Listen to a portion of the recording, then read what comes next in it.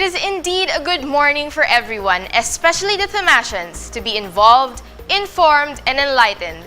For your coverage on current events, features, and in-depth stories, I am Jane Cruz, and this is Tiger News Weekly, taking the lead beyond the headlines. No better way of starting this month than by celebrating the resurrection of our Lord and Savior, Jesus Christ. I am sure the first half of this month was not just blessed and marvelous, but also busy yet productive. To give us a recap of last week's news, let's all hear from Haylord Lavarias for the Varsitarians News Wrap. Good day, Thomasians. This is Haylord Lavarias from the Varsitarian, and we bring you the top stories of the week.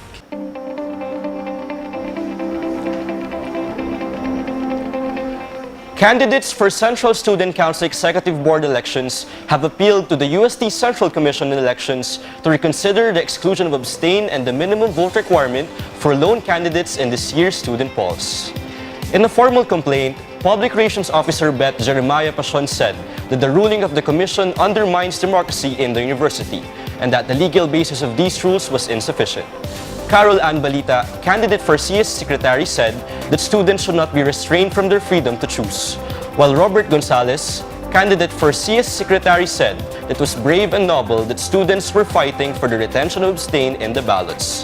The COMELEC removed the option to abstain this year to comply with the order of the CJB last year, which said that the poll body violated the UST Students' Election Code of 2011 by including abstain. Meanwhile, the University Students' Election Code of 2011 states that if less than 25% of the voting population did not cast their votes on any election, the poll body shall declare a failure of elections.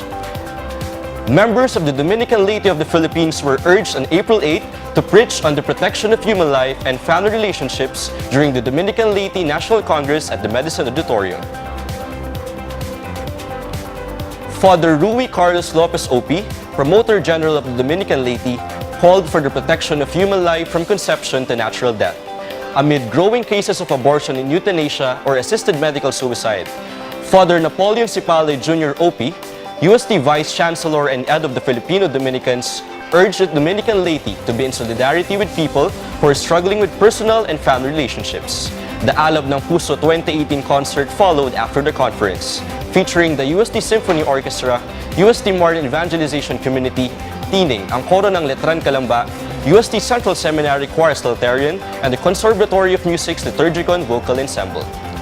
The Far Eastern University Tamaraos dimmed the UST Tiger Spikers' final four hopes after a tight score of 28-26, 14-25, 19-25, 26-24, and 15-12 in the UAP Season 80 Men's Volleyball Tournament at the Arena in San Juan on April 11. The Tamaraos improved to first place with an 11-2 win-loss record. The Tiger Spikers remained at 5th place behind the 5-8 slate, and they will have to win their last game against Adamson University to qualify for a playoff for the 4th seed. FEU finished off UST in the 5th set using a 4-1 spurt, capped by John Bagawan's quick attack. The Tiger Spikers will play Adamson on April 14 at the Blue Eagle Gym. A Thomasian artist bagged the People's Choice Award in the 32nd Pinoy Pride Visual Arts Competition last March 20 at the Cultural Center of the Philippines. Junior painting student Luis Rafael Espinosa garnered the most number of online votes for his work Kulturang Dalisay, earning him the special prize. Kulturang Dalisay shows the Philippine Carabao and the Philippine Eagle atop an ethnic garment adorned with rice crops at the sides. A Filipino researcher lauded the late Filipino philosopher Emerita Quito and urged Thomasians to set her as the role model for selfless dedication to philosophy writing. Liwanag emphasized how Quito showed her dedication to Filipino philosophy by taking higher studies in foreign universities and applying them in the country upon her return. Quito, who passed away in September last year, graduated magna cum laude with a bachelor's degree in philosophy in UST. Quito is also among the recipients of the Parangal Hagbong, a Lifetime Achievement Award from the 33rd Gawad Estetica, the country's longest-running campus literary derby. Stay tuned for more news and updates. Visit our website at thevarsitarian.net and follow our social media accounts at Varsitarian UST. This is Haylord Lavarias for the Varsitarian News Wrap. And that was News Wrap, brought to you by the official student publication of UST, The Varsitarian. Don't go anywhere, Thomasians, because there's still a lot of updates for you to know.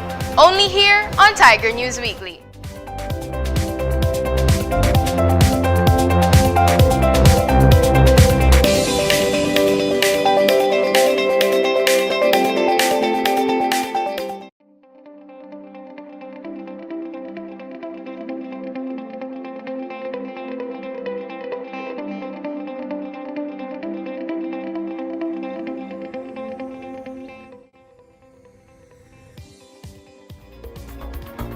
Tiger News Weekly, taking the lead beyond the headlines.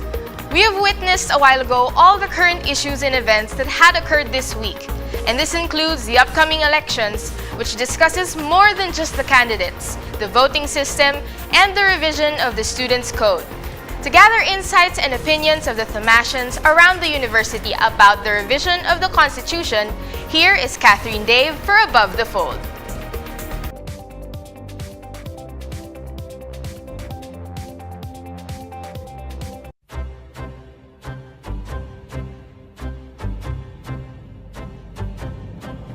In the University of Santo Tomas, a constitution serves as a set of fundamental principles or established precedents to which the university is governed.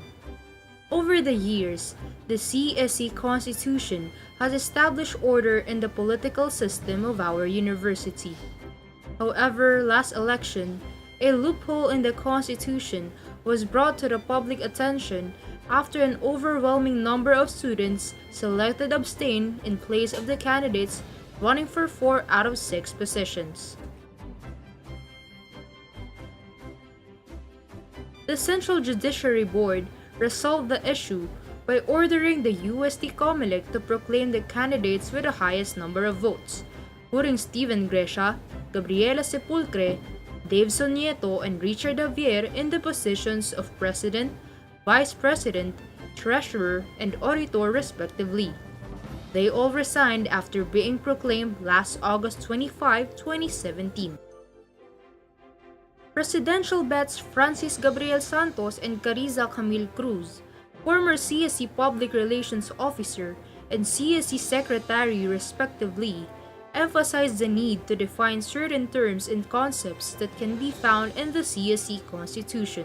Well, I won't say na loophole yun, but rather I'd say na yun yung kailangan nating i-improve or ayusin.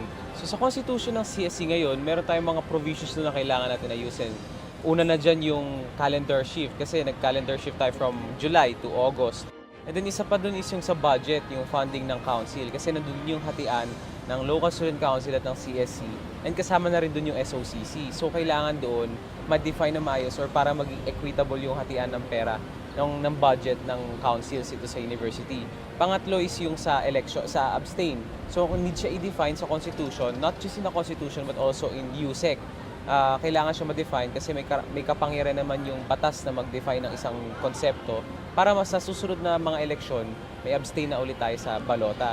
Then isa pa dun is yung succession, yung vacancy kasi last year sobrang nahirapan yung CB and yung kami ni Ate Therese na di namin alam kung ano yung gagawin in cases of vacancy. In a text message, Cruz said that the Constitution must adapt to the change of times, especially with what happened in the last year's election. She said that the CSC must conform to the students' clamor to include abstain in the ballot.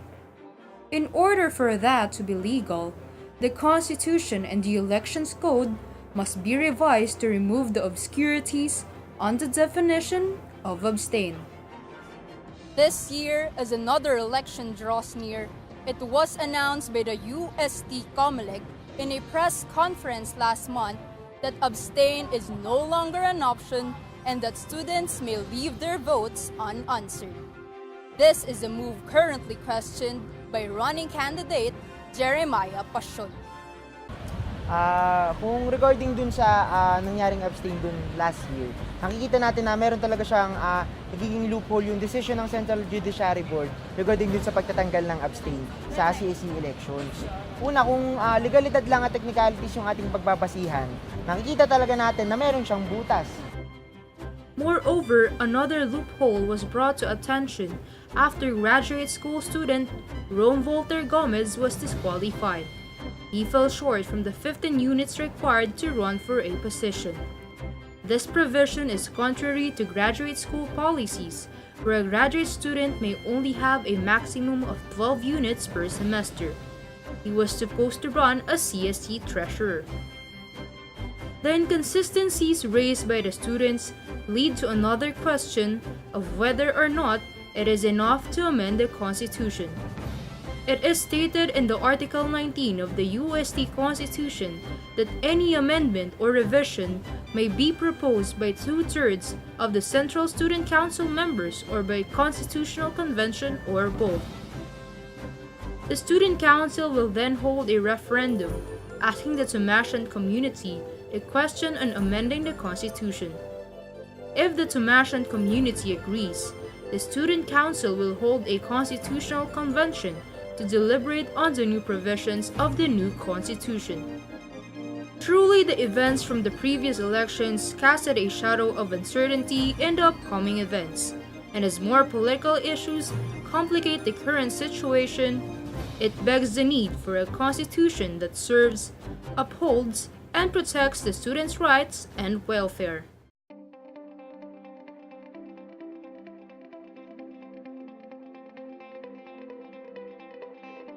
The election season has officially begun, and this year, changes greeted the Tomashan community from its candidates, way of voting, and the removal of abstain in the ballot. Starting from April 11, Tomashans are expected to vote for deserving candidates who can represent them in the Student Council. But what else are they expecting to change in this year's elections? Gusto kong i-clarify nila yung sa abstain.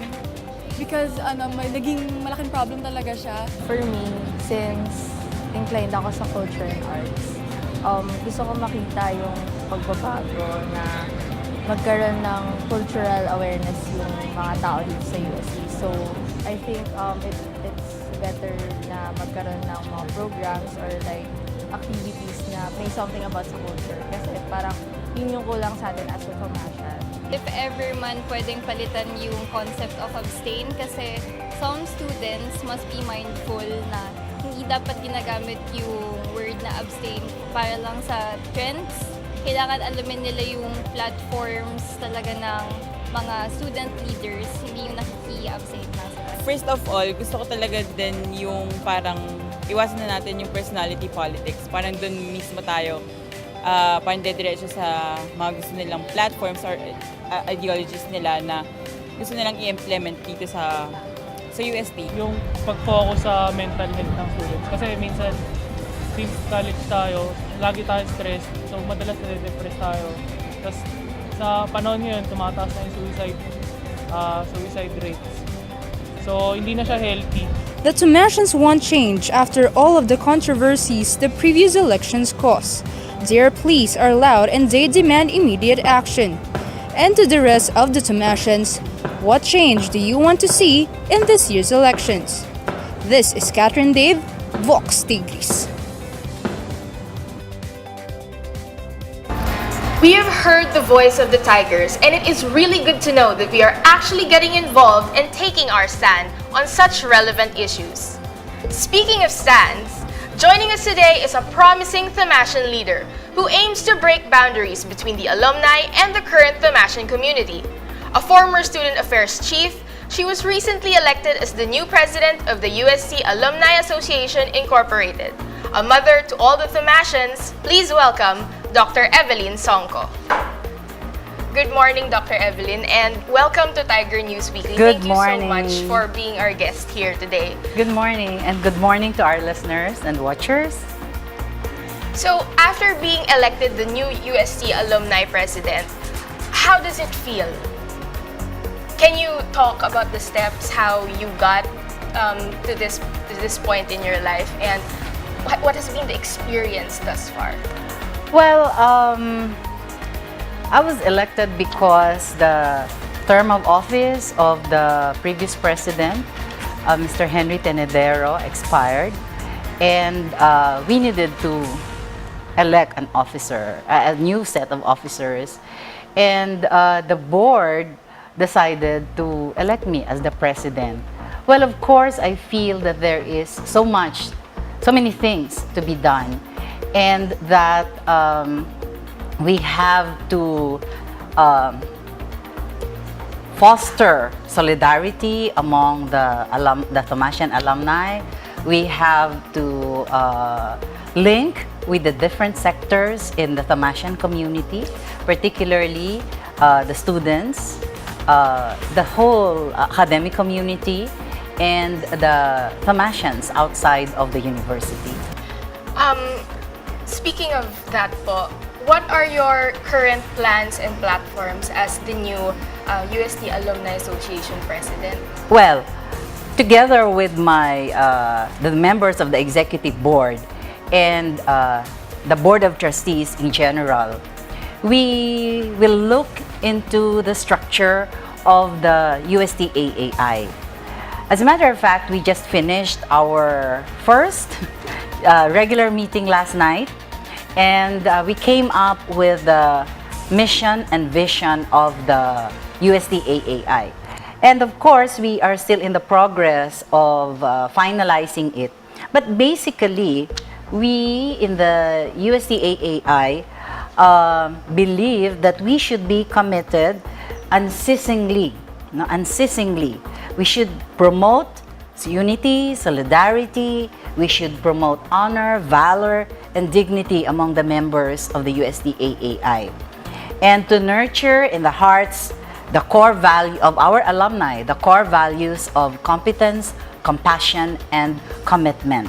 We, of course, also dedicate ourselves to imbibe and to keep burning the flame of loyalty to the alma mater among the alumni. That's our mission. And then, of course, we see ourselves, we envision ourselves to be a very strong, dynamic alumni association that could serve, particularly the alumni, to serve the university, to serve the church, the country, and of course, to serve God. You mentioned about the new mission of the UST Alumni Association. Do you think that this mission is in line as well with what the Thomasian community, the current Thomasian community, is all about po? I believe so, because we have not changed the core values. What we are just doing in the Alumni Association is to make sure that the core values being taught in the classroom would be sustained even when the Thomasians have graduated. So basically, competence, compassion, and commitment, which are our core values, are taught in the classroom. And ours is to make sure that it goes on, that the Thomasian alumni will not forget about that, and that they will continue to be loyal to the university. When we speak of loyalty, it means that wherever you are, wherever in your working place, in your corporation, in your enterprise, you will adhere to these core values. What actions do you think that the Thomasian community, both alumni and the current Thomasian community, what actions should they take regarding social issues and current issues?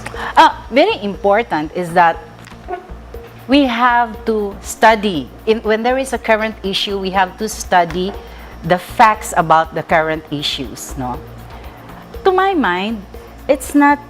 There are some people who would automatically react or say things, no, without necessarily looking into the things, the reasons why these things happen. When a thing happened, when there is an issue, there must be factors that led to this issue. There must be some things that brought about a particular phenomenon. I think it is important that people should do simple research. Simple lang, gather data. What is this issue all about? What is causing this issue? And then analyze the data, study it very well. And once you have studied it very well, then your feet are grounded. Then the things that you will say will be data-based. The decisions that you will make will be data-based. So it is important. I think as Thomasians, we really have to strengthen our ability to reflect, to contemplate, and to share whatever we have contemplated. And it's very, very important that we become consistent, no, even more, no, because I hope that we are consistent, we become even more consistent with our motto, truth in love. You know, I think whenever we say something, whenever we say proclamations, I think we have to pursue truth, but we should not forget that it should be rooted in love. Thank you so much, Dr. Evelyn Songko, for your words. I learned so much about the things that you have said here on our show today. It's been an honor to have you. Before we end this interview, being the mother of the Tomasians, you have a final message for everyone who's watching right now. Well, I'm thinking there are hundreds of thousands of euthanassians. We're actually that's a forceful number. Do you agree? So, let us convert this number into a meaningful number. A number that will influence, that will move this country and even the world. No? But basically, let's look into our country. Let us be a force that will influence this country to move towards glory. And let us be instruments so that there will be justice, so that there will be peace, so that there will be understanding among our political leaders, religious leaders, the leaders in the companies, the Tomasian leaders. It's very, very important. Number is power, but let this number be a meaningful power. Let it be a meaningful force towards development.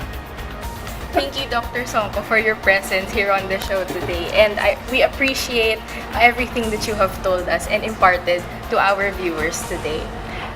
It's a pleasure. So I have learned so much from what Dr. Songko has said. The Tomasian community is a strong community, but we must always remember to be connected in love. The show isn't over yet, so stay tuned because up next is Beyond the Scenes, which you would not want to miss, only here on Tiger News Weekly.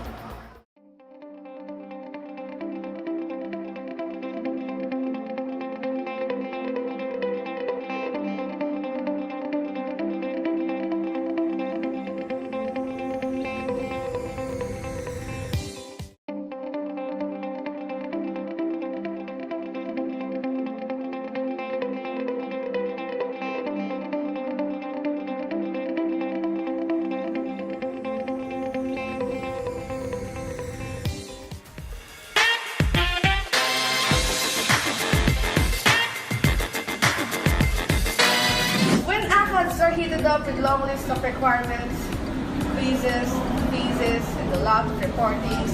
Itokuzu is the perfect place to chill and cool down. Kaya naman, let's get to know more about this budget-friendly and must-try place here on another episode of Saan Tayo Kakain? Itokuzu showcases Japanese shaved ice dessert flavored in syrup called kakigori, which brings us two of their best sellers, mango kakigori served with white chocolate and tapioca pearls, and of course chocolate kakigori filled with chocolate milk ice, fudge brownies, Oreo crumbs, chocolate ganache, and tapioca pearls. They also offer this coffee jelly, ichigo, and cookies and cream.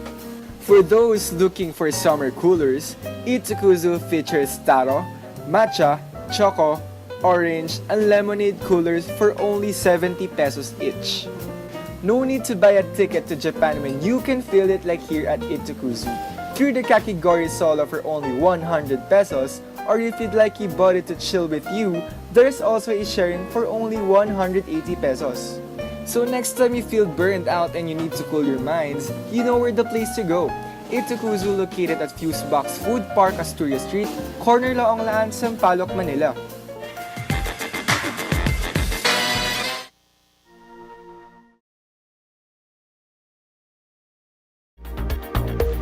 Thank you for that mouth-watering information about Itokuzu and Green Canteen, Charlene and Miguel. I'm sure our dear Tomasians have already listed them on their go-to lists, especially knowing how much we love to hang out with our friends surrounded by a good meal. Now to give us the latest on our Growling Tiger athletes, Here's Jom Hernandez for the Frontrunners.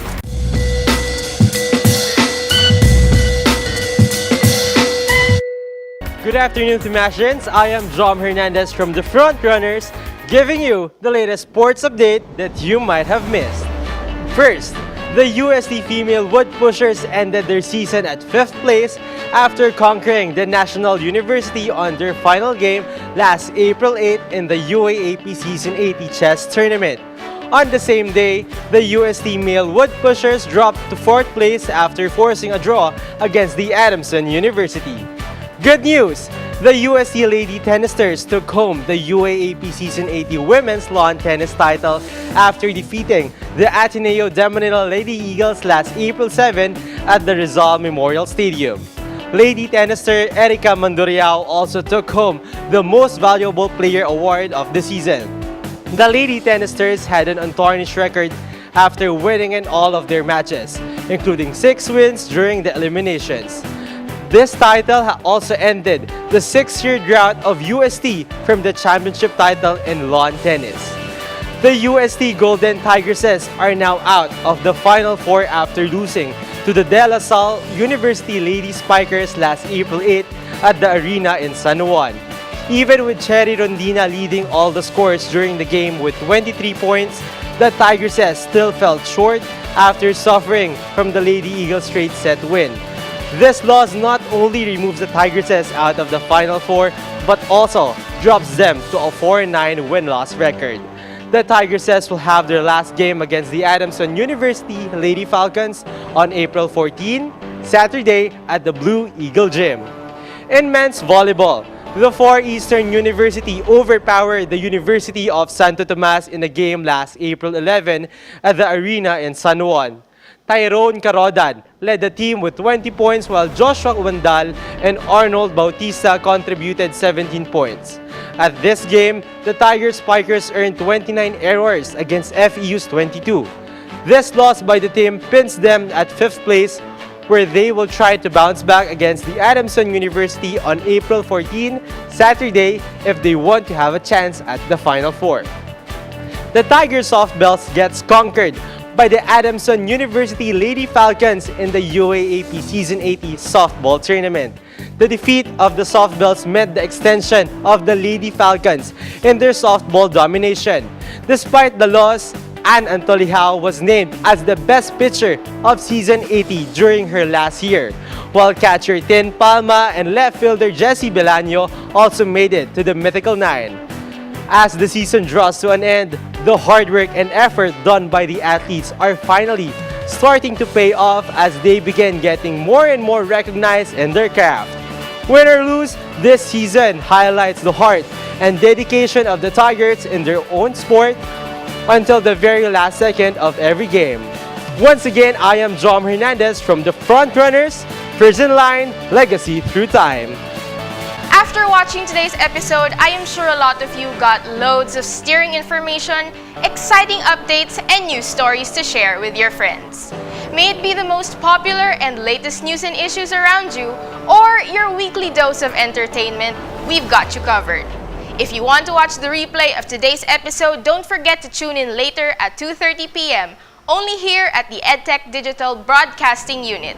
This has been Jane Cruz, and see you all next week for another set of exclusive updates for your coverage of campus events, features, and in-depth stories. Only here at Tiger News Weekly, taking the lead beyond the headlines.